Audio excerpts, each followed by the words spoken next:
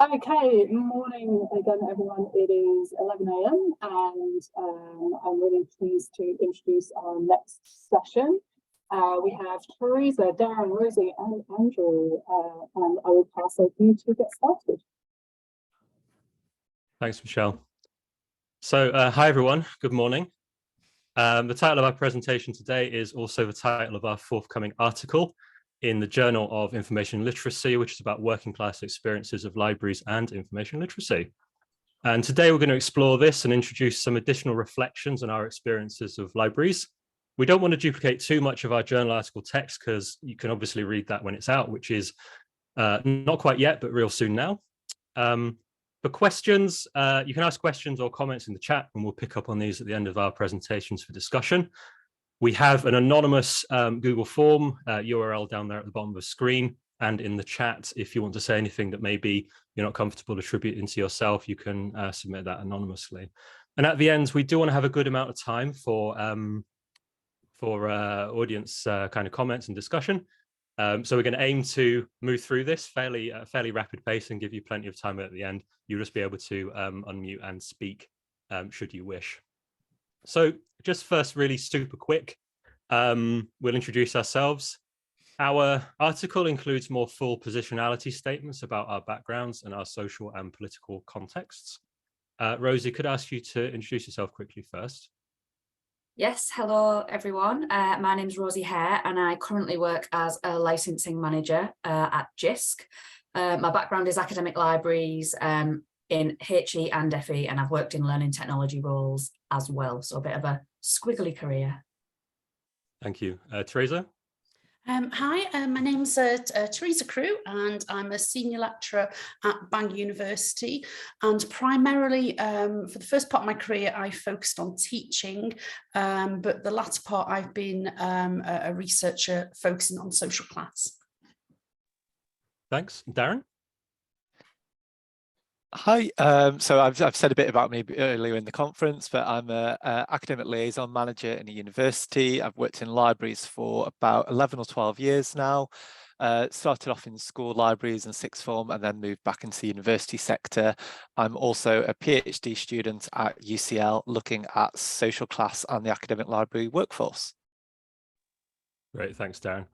So just quickly, my name is Andrew Preater. I'm Director of Library Services at Goldsmiths, University of London. Coming up now to my 18th year working in higher education, which is a long time. I've also worked in FE, worked in a range of institutions, but my background is primarily, before getting into leadership roles, has been in systems. So that's what I'm about. I'm just going to say Krishna, unfortunately, can't speak today, couldn't join us today. Krishna Maroo was a contributor to this article, and she's outreach manager at the University of West London. In that team, she heads up, she works in widening participation, in lifelong learning, and in the university's local community engagement. So I just want to outline real quick what we'll do. I'll introduce the session. I'll do a 8 minutes or fewer intro. The main part is our speaker presentations. These are based on photo reminiscences, and we'll talk about our experiences with libraries and how they shape some of our understanding of, the quote is, how we think critically and make balanced judgments about any information we find and use, which I'm sure colleagues will recognize as the CILIP definition of information literacy from 2018. As I say, we want to ensure a decent amount of time for discussion and Q&A, so we will aim to rattle through that. I will introduce our research project really quickly, though. So the start of this, what brought us together to write? The start of this was initial conversation between Rosie and I about some of our observations of attitudes that we've seen towards information literacy that we've seen within our profession in HE. And we'd observed, we thought that these broadly reflect middle-class values and assumptions about various things, about academic practices, and often about notions of who might be an ideal student or a correct, what's the way students behave correctly or incorrectly. We realized our thinking with this was really with reference to experiences rooted in social class. As to why, well, we had some observations that broadly our profession is populated by the middle class.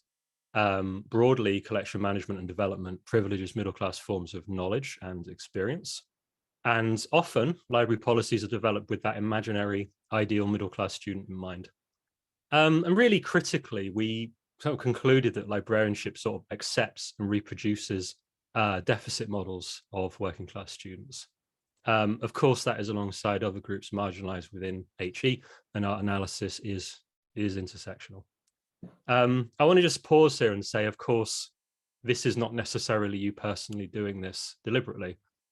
This is CALC. This is a self-selected group of critical librarians.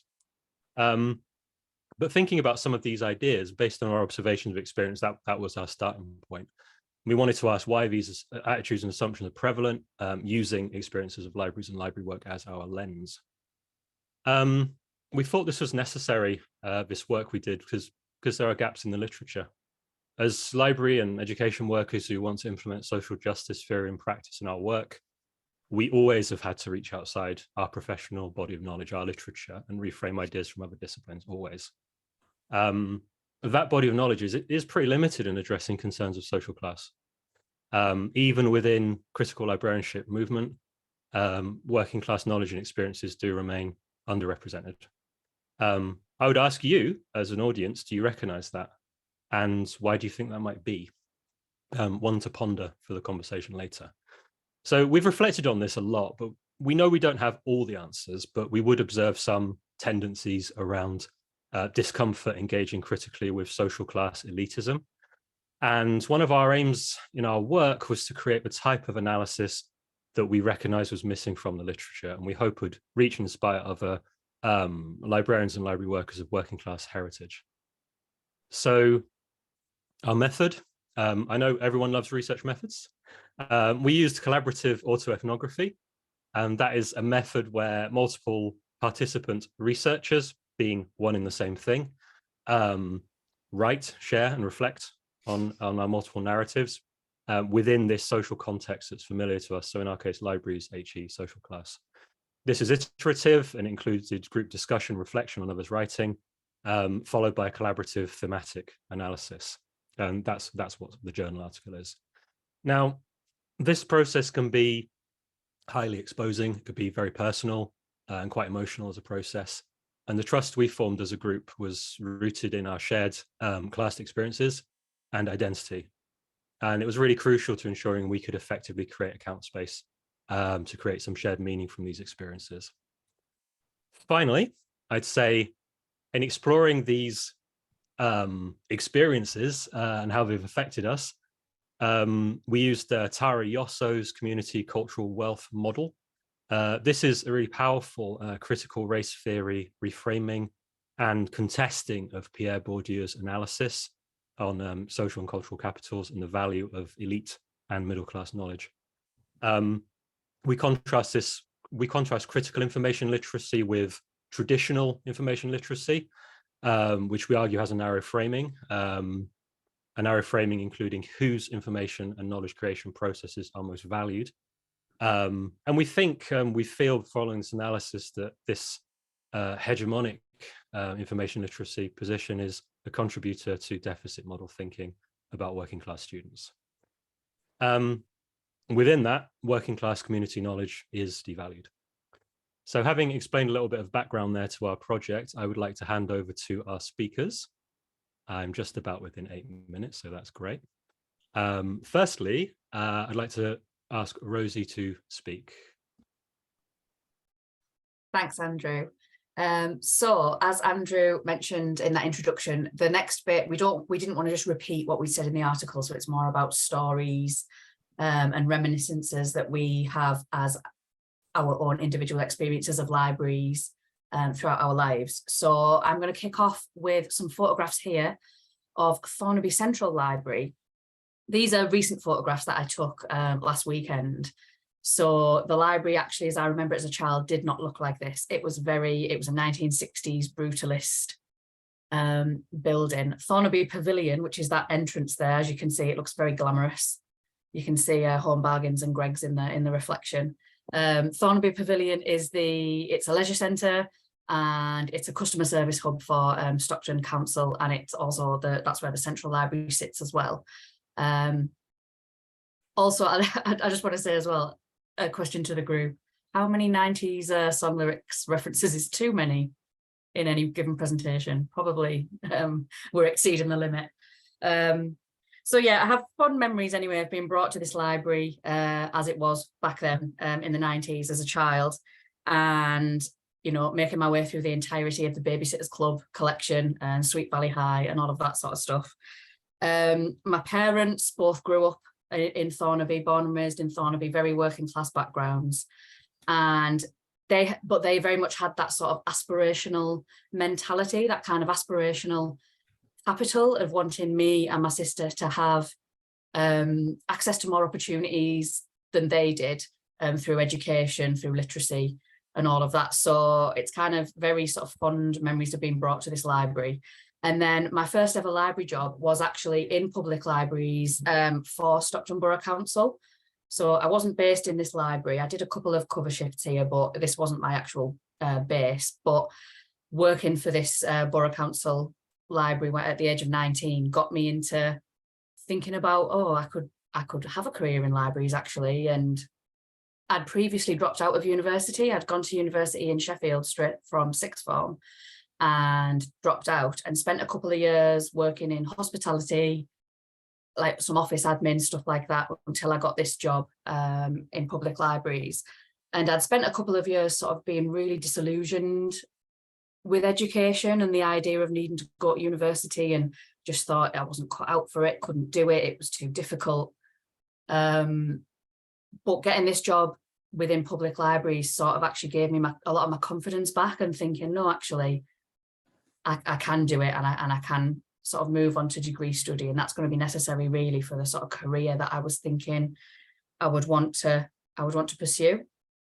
So then that takes me on to, if you could go to the next slide, please, Andrew.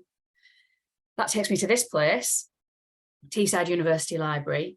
This is also a modern photograph of how the building is now. So it is slightly changed from when I was a student. I enrolled as a student in 2008 at Teesside to do a history degree. And I was classed as a mature student at that time. So I was 21 and I'd been out of education for 3 years by the time I started. So it was quite nerve-wracking. I still had all of those things of, am I cut out for this? Will I be able to write an essay? You know, I hadn't done anything since my A-levels, so it was pretty nerve-wracking. But this place, Teesside Uni Library, I sort of class it as my spiritual home where it comes to academic libraries. And I've not even worked here since 2011, but when I was a student, I also managed to get a part-time information assistant job in the library as well. So over 3 years, it really did feel like I spent my life here, because I was studying, I was working there as well. So many, many hours spent in this place. And again, it was getting this role at Teesside that actually made me realise all of the different types of jobs that were available in an academic library. I didn't have a clue about any of that until coming to Teesside. And that's when I started to think over those years, oh, actually, this is the kind of place where I can see me building a career and, you know, learning from people and having kind of informal mentors in that space. Really got me thinking about the kinds of things I'd be able to do. Teesside Uni itself, being there as a student, it always felt, even in the sort of late noughties, early 2010s when I was there, it always felt like a place that really made an effort to understand its student demographics. And it had a very high proportion of mature students. In fact, I was kind of one of the youngest out of my friendship group on my course. A lot of the people I made friends with were late 20s into their 30s and older. A large proportion of the students here come from the local or regional area. So you've got a lot of commuter students coming in. And when you look at HESA stats as well for wine into participation for somewhere like Teesside, you've got from 2020-21, over 31% of the intake are from low participation neighbourhoods. And that's when you contrast that with somewhere like Durham, which is 30 miles up the road, they've only got 7.6% participation from low participation neighbourhoods. So you can sort of see how there's going to be a huge difference there in terms of the intake of students. Obviously, I'm talking very fondly of my memories at Teesside, perhaps with a bit of a rose-coloured glasses on. Nowhere's perfect, and academic libraries have changed a lot in the last 15 years. Certainly if you were to go in this building now, it would be completely transformed from when I was there as a student. I remember being there, some of the aspects of the environment were the physical environment were quite intimidating. Almost like there was physical barriers in place for students asking for help, with no real reason or clear reason why library workers were designing things in this way while we were working in this way. Almost just felt like unnecessary and unhelpful. And even somewhere like Teesside, I came across both library staff, I'm not going to name individuals obviously, and academics as well, who still had a level of impatience towards students, still had sort of we're making assumptions about the types of skills that students should be coming in with, and then wouldn't be very happy about students not being at the level they assume they should be, perhaps not being able to use systems. Okay. You know, that attitude of almost acting like students need to arrive at university fully formed and able to operate at a level 6, level 7 level without even being taught how to do this stuff. That's the job of the university to teach them. It's not the job of sixth form, it's not the job of school. And that's one of the themes that came out in our data when we were doing the article about pushing back information literacy. So next slide, please, Andrew, last one. This is the same image as the previous one, but I just want to do a little bit of a plug for a local artist actually who painted this image of the library and also was a student at the time that I was at Teesside as well. So as soon as I saw this, I thought I'm going to have to use this in the CALC presentation. My personal experiences, I felt quite privileged because I had experiences of being a student and staff member of the library. So I think I had more capital, I guess, more skills in being able to navigate that space compared to some of my peers at the time. And I've since worked in a number of different types of institutions. I've worked in Russell Group universities, I've worked in post-92, I've worked in FE colleges and some small specialist places as well. And I just feel like Teesside as a place, as a university, as this library, that gave me the language to understand working in education. It gave me the ability to be able to code switch depending on where I was and the type of institution and the type of professional I was speaking to in any given place. And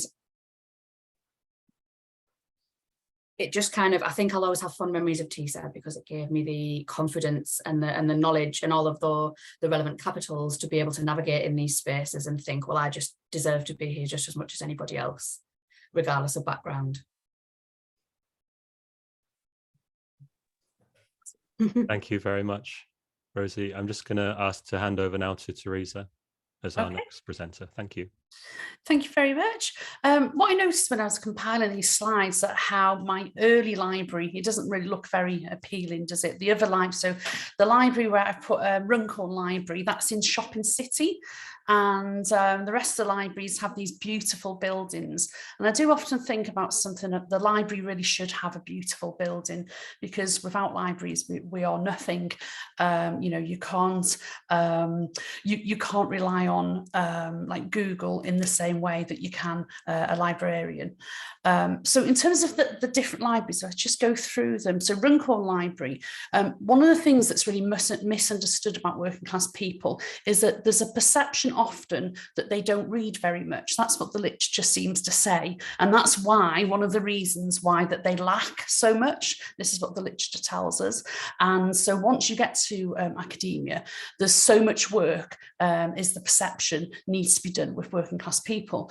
But one of the things is that, you know, as in, for instance, it's often that you can't maybe buy as many books as you would like because your family don't have the financial resources. But I wouldn't necessarily say that working class people don't read as much. And I really do think some of the literature needs to be looked at again in some of the assumptions made about working class people. So Runcorn Library was where I realised how much I enjoy reading. At times my parents needed to push me out of the house because I just want to read so many of my books. So I'm from a working class family. I would say that my mum is maybe more from a lower middle class background, because my granddad had like a shop that he rented, so that puts her more into the lower middle class. And it did make a difference in terms of her feeling that she should speak out at open days. I do remember that, thinking I wish my mum would shut up when she just kept on asking questions at open days. So my dad, much more from a working class background, but he would just do what my mum wanted anyway. So in terms of like Runcorn Library, that was the first time that I was really introduced to books. And as I say, I could never have the amount of money that I needed to buy all the books I wanted, because I was reading about 2-3 books a week at this stage. So Llandudno Library is the next one. So it's actually changed since I used to go there. So particularly in the 90s. So I have 2 children. I had children aged 21. So this is another reason that was going to stop me from going to university. Now, even though I'm not particularly from the background that would go to university, in the back of my mind, I always had this desire to go to university. I actually have, even though the film doesn't cover this, I have actually got the film Working Girl to thank for me deciding to go to university, because I just noticed that she decided to do something more with her life than the typical jobs that she'd been doing. So Working Girl, I was watching it the other day, and it was quite emotional actually. So Llandudno Library was the place where, when I didn't have my children, I would go to the library and I would spend 2, 3, 4 hours in the library. And the reason I mention this is, again, as in when people think about working class people going to university, they almost presume that we've had no impact, sorry, I'm forgetting the word now, but no interactions with libraries at all. And this really isn't the case. And I find this now with my students. This is not the people that decide to come to university, whatever background they're from, they tend to have had quite a lot of interactions with libraries. So as I say, Llandudno Library would be a place where I would stay for 2, 3, 4 hours. And this is the first time I was introduced to what a librarian could do, because I would be there for long periods of time, but I'd start to get bored with the types of books that would be available. And that's when I started asking librarians about different books that could be possibly available for the subject areas. And it's that sort of message that hasn't really left me. Now, as an academic, I still take that approach to my librarians now. So in terms of like Llandudno Library, yes, I would be there a long time, and encouraged me to consider going to university. Now I'm going to move along now to Bang University. I'm going to save the Gladstone Library to the last. So the Main Arts Library, very beautiful library. The place there at the bottom with the arches, I tend not to really sit there when I'm doing my work, because I almost feel that I shouldn't.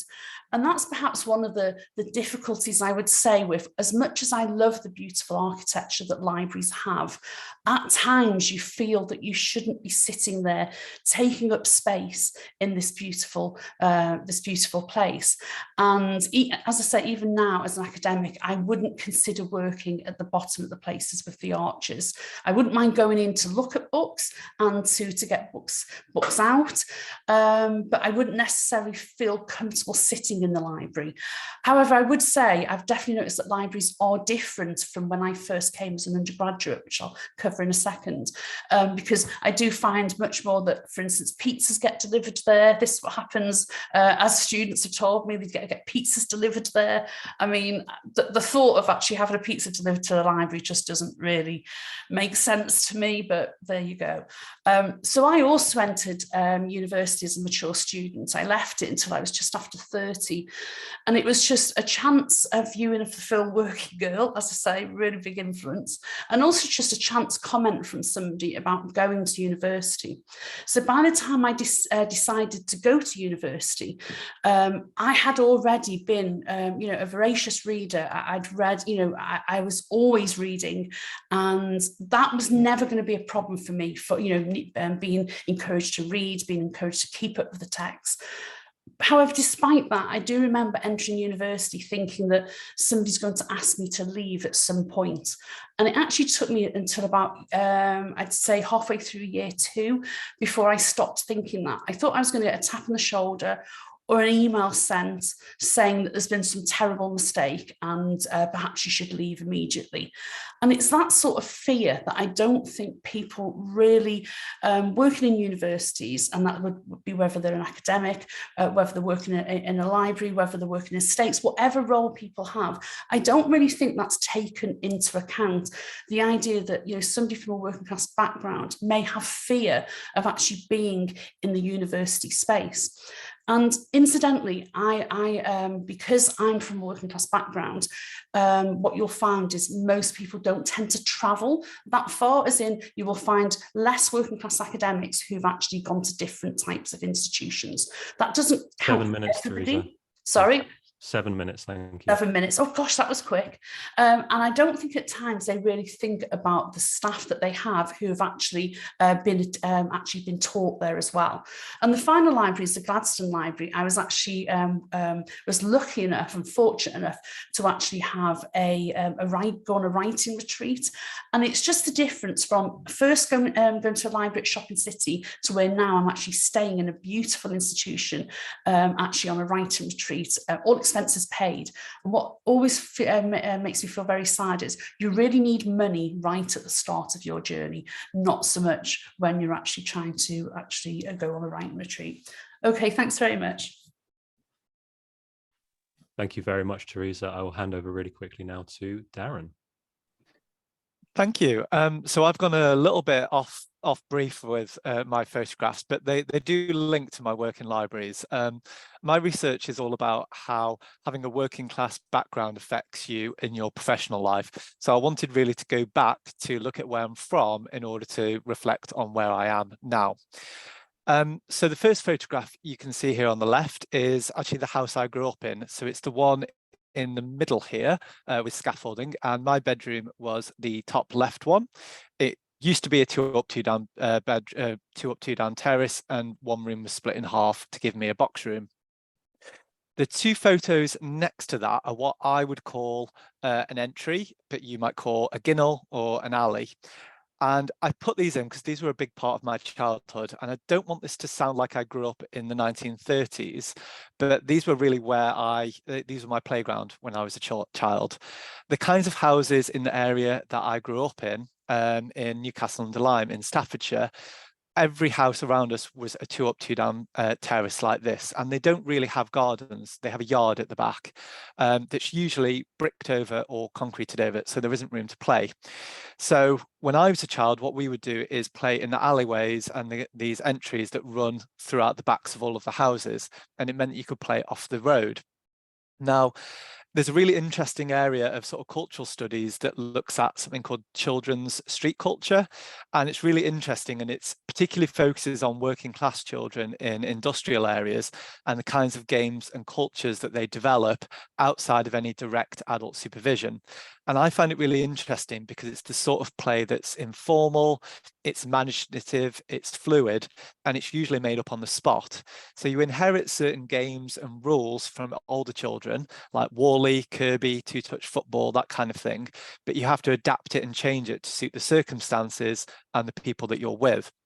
Now, where I connect this with my work in libraries is that I never used to think that this was a particularly weird or particularly classed experience until I started working in a white-collar environment.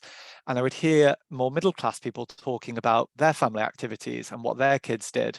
And they would say, you know, they've got hockey on Monday, scouts on Tuesday, band on Wednesday, swimming on Thursday.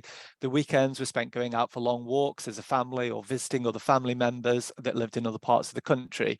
And although that sounded all really interesting and fun, it all just seemed very much as sort of activities to me, very structured, bounded with certain rules and overseen by adults. And that made me think my childhood was really different. And when I reflect on that professionally, I wonder how much of that early childhood experience is now passed on to me in my work. Most of the things that I enjoy doing in my professional life are things that I've made up with other people. This conference is a good example. Me and Michelle talked about it. We made it up. I don't really work within existing structures or professional bodies and things like that. I like to do things that I'm interested in. And similarly, when I think about when I'm teaching, I find it really hard to work within a sort of set rubric or a framework that's been given to me by Sconnell or the ALA or SILUP or anything like that, versus actually just looking at the students in front of me and thinking what they need holistically. And sort of developmentally as well, although I've taken quite a conventional route into librarianship, now I'm actually in here, I don't really do the sorts of things that would be professionally advantageous for me. I just do things that I enjoy doing. So I don't do all the qualifications or the courses that, you know, would help me progress. I do the things that I want to do. Could I have the next slide, Andrew? Thank you. This slide I've put in because I think it's a really important part about a working class experience as well, and particularly where I'm from. So, as I said, I'm from Newcastle-under-Lyme, but I usually tell people that I'm from Stoke-on-Trent because that's the nearest big town. The village that I lived in, Woolstanton, is a suburb, an industrial suburb of Newcastle. And if there's two things really to know about where I'm from, it's pits and pots. So we had a big coal mining industry in the West Staffordshire coalfield, and also ceramics industry in Stoke. Now, most of the ceramics industry went in the 1960s and 70s. But even into the late 1990s, when I was a child, I still knew lots of people that worked in the ceramics industry. My village, we had Woolstanton Super Pit in my village, and that closed down just after the miners' strike in 1986, so a couple of years before I was born. But Silverdale Colliery in the next town over was open right up until 1995. It was one of the last deep cast mines in the UK to close. Now, this photograph shows one of the many, many, many derelict pot banks and factories that I would drive and see everywhere that we went. There's actually, between my village and the next town over, there's about a mile which is non-stop factories and pot banks that look just like this, completely derelict. There's also in my village a derelict mine works and also a derelict steel works that you can see from across the valley. Now, these places haven't been converted into apartments. They've not been turned into heritage centres. They're not gentrified craft markets. They are left to rot. And I put this in to illustrate the point that I grew up in the 90s, which was the worst decade for deindustrialisation in the UK. My whole childhood experience was watching my dad, who worked in factories, get made redundant every 18 months to 2 years. And that constant experience from working at the Michelin factory and being made redundant, working at Lucas Riss and being made redundant, working at a carpet factory that closed down. And each time the pay and conditions got worse, the time between jobs was longer, and the dignity of the work got worse. And it also broke up communities that we lived in because it was based around a single employer. Now, this has had a huge effect on me professionally. Originally, I wanted to go into academia, but as soon as I found out about the level of precarity and the level of risk that would be involved in that put me off entirely. And I went into librarianship because it seemed like a more stable career. I knew what I was going to be earning month to month, and I'd be on permanent contracts. But even then, when we were at library school, we were often told, oh, you have to jump at every opportunity that you're given, even if it's a temporary job. Do it for 6 months, build up the experience, leverage it into the next one. So it's this constant sense of having to move from place to place, from job to job, which often assumed that you have a level of economic and social capital behind you that can support you to do that if you're out of work for any period of time. Whereas my work experience, 7 minutes. My work experience has been trying to constantly find some stability and some safety and security, and then to do what else I can do around that. If we can just have the next slide, Andrew. And the last few slides that I've got, I wanted to put in some pictures of the libraries that I experienced. There's also a picture here of Silverdale Working Men's Club. I spent a massive amount of time here as a child. Every weekend we would visit. I had uncles that were on the committee there, and we'd play bingo often during the school holidays there during the daytime. Right across from there was Silverdale Library. So often, if my dad was in the club, I would go to the library. This is Clayton Library that I used to go to because it was across my cousins. And this is my local one, Bradwell Library, all flat roofed mid-century libraries. Okay, thanks, Andrew. Thank you very much, Darren. So finally, it's me. I've got a few things to show here and a few reminiscences and thoughts. So this is Torridon Road Library. It's actually now called Corbett Community Library in Catford. It's my childhood library, and I am a friend of this library. What I have in my memories about this is my understanding of the importance of access to information and knowledge. So I grew up in a relatively book-free home. One thing I see as a gift to my future self when I was a child was learning to read to myself and for myself in a self-directed way. And I could do that by visiting this library, where I could read and borrow books, and essentially provided a space where I could take my feelings about being different into an imaginary world which was free of adult judgment. My view of this space now, revisiting it to take these photos, I see it very differently, of course. And I kept thinking as I was walking around it, I kept seeing it as a librarian would, noticing details, looking at the architecture and thinking about things I would maybe change if it was my library. I also had my first experience here of a librarian breaking the rules. One of the librarians there allowed me to borrow from the general collection when I'd found the children's library was too limiting. And actually, I was asked at the interview for my current job about library spaces that inspire me. And it was actually this one I talked about. It is a Carnegie library, so not unproblematic, built in 1907. I have something here, a treat for the brutalism fans. I love this. I love this library, Edward Boyle Library at the University of Leeds. It is named after a Tory peer and benefactor to the university, so I love that a bit less. I spent almost all of my time here during my first degree. And although my academic experience as a first generation student was very confusing and very overwhelming, this space and its research and its teaching collections were unimaginable compared to anything I'd experienced before. And of course, the teaching at this type of university was highly research led. So the library is really vital for that. I have picked some quite old photos now from the 70s and early 80s there. It just kind of gives the essence and the vibe of the place and the concrete. It developed my science literacy being here. And I was shocked to discover a lot of what I'd learned in high school about biology was wrong. It's not a simplified version of actual like degree level biology, but just wrong. And I became to feel really excited about knowing things for myself with certainty. So this library for me, in terms of information literacy, it represents a process of unlearning and relearning a new knowledge. I am a product of the New Labour expansion of higher education, definitely.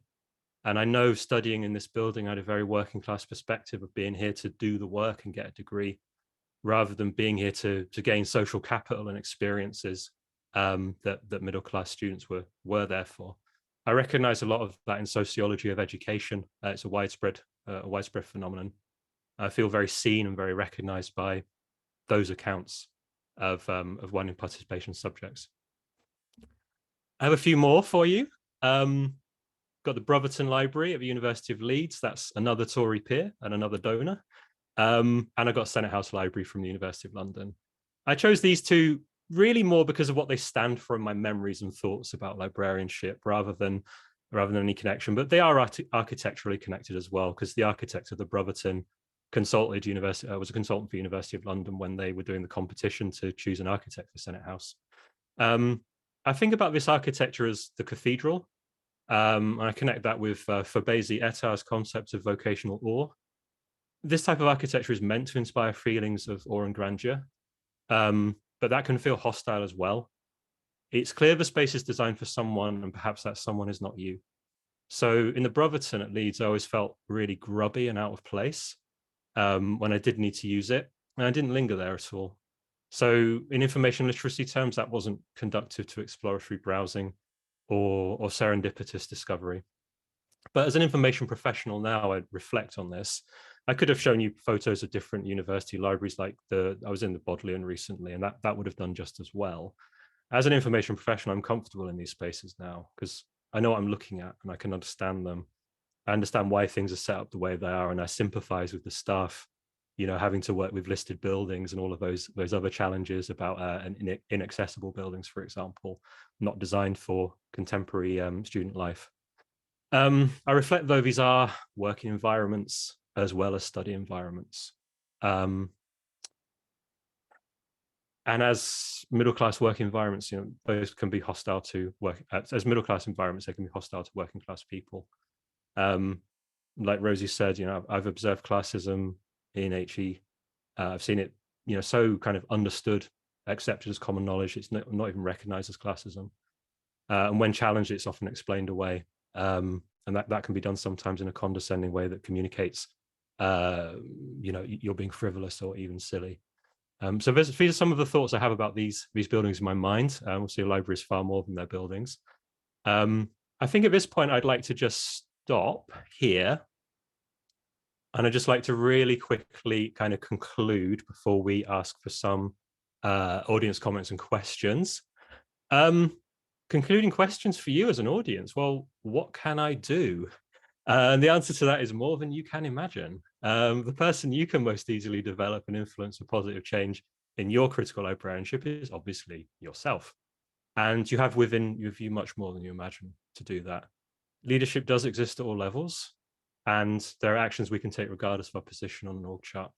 And I recognize, though, that obviously that is much harder with unsupportive or hostile management structures above you. What does it mean for critical librarianship? Well, CritLib is, as the website says, a movement of library workers dedicated to bringing social justice principles into our work.